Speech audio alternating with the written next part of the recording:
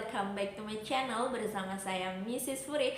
Bagaimana kabarnya hari ini sahabat Mrs. semua? Semoga dalam keadaan sehat walafiat, tetap semangat. Walaupun masih pembelajaran jarak jauh, kita harus bersyukur karena masih bisa berjumpa walau dengan media virtual.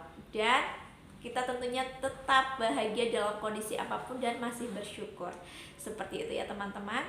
Pada kesempatan kali ini, Miss Furi akan membagikan informasi berkaitan dengan strategi belajar. Strategi belajar sesuai dengan gaya belajar teman-teman. Karena keberhasilan dalam belajar itu ditentukan oleh banyak faktor. Dari mindset kita, cara belajar kita, kemudian lingkungan yang mendukung belajar kita. Lah, fokus yang akan dibahas di sini adalah cara belajar kita, menggunakan metode yang seperti apa, cara belajar yang seperti apa, nanti yang akan dibahas oleh Miss Furi. Oleh karena itu, jangan di skip videonya, ditonton sampai selesai. Yuk, kita yang belum subscribe dulu, kemudian like dan share kepada banyak orang, agar banyak orang juga yang memperoleh manfaat dari video yang Miss Furi berikan. Yuk kita kenalan dulu dengan jenis gaya belajar, ada apa aja sih? Cekidot di samping. Ya sahabat Misis, yuk kita kenalan dulu dengan 3 jenis gaya belajar secara garis besarnya. Yang pertama ada gaya belajar secara visual, kemudian yang kedua adalah gaya belajar secara auditori, kemudian yang ketiga adalah gaya belajar secara kinestetik. Yuk kita bahas satu persatu, dimulai dari gaya belajar secara visual. Nah, teman-teman yang gaya belajarnya secara visual di sini, teman-teman akan lebih mudah menyerap informasi dengan akurat dengan cara melihat dan membaca daripada mendengar. Jadi, misalkan Bapak Ibu guru sedang menyampaikan materinya secara virtual, ya, teman-teman di sini fokus dalam melihat Bapak dan Ibu guru, kemudian ya nanti membaca apa saja materi-materi yang diberikan. Nah, di sini kemudian biasanya teman-teman yang tipe belajarnya di visual akan membuat peta konsep atau mind map, kemudian memberikan simbol-simbol yang mudah diingat dengan teman-teman.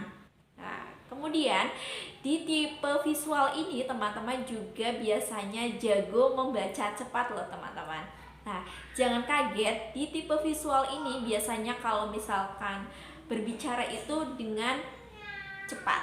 Nah, ini keunggulannya untuk belajar secara visual. Dan kelemahannya, belajar visual itu biasanya tidak bisa diganggu-gugat dengan kondisi yang berisik. Ya, konsentrasinya akan terpecahkan ketika suasana kondisi belajarnya itu dengan kegaduhan, itu tidak bisa di sini. Misis di tipe belajar yang kedua adalah tipe belajar auditori. Biasanya orang auditori itu lebih akurat menyerap informasi itu dengan cara mendengar, ya.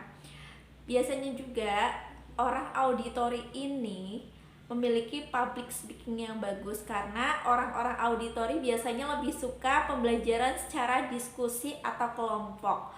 Dan juga orang auditori itu ketika belajar biasanya senang menggunakan musik. Jadi para sahabat yang suka belajarnya mendengarkan musik berarti termasuk auditori. Dan orang-orang auditori juga lemah dalam hal membuat suatu karangan dan lemah dalam hal ingatan. Jadi tipe belajar yang ketiga ada tipe belajar kinestetik teman-teman. Biasanya orang-orang kinestetik itu ketika membaca menggunakan bantuan tangan sebagai penunjuk arah. Nah, kemudian yang kedua biasanya orang-orang kinestetik itu lebih menyukai praktik daripada teori. Dan ketika berbicara juga sangat hati-hati, pelan, dan biasanya mendekat kepada lawan bicara kita. Ya, orang-orang kinestetik juga tidak bisa diam teman-teman. Ya, biasanya itu banyak geraknya. Misalkan berbicara juga pelan, mendekat, dan biasanya banyak menggunakan bahasa tubuh. Oke, teman-teman termasuk gaya belajar yang mana? Yang pertama visual, yang kedua auditory, atau yang ketiga kinestetik. Yuk kenali dirimu dari sekarang setelah melihat video yang Mrs. Furi berikan. Terima kasih, videonya sampai di sini dulu. Kita ketemu di video-video lanjutan yang lebih menarik. Terima kasih. Wassalamualaikum warahmatullahi wabarakatuh. Thanks for watching.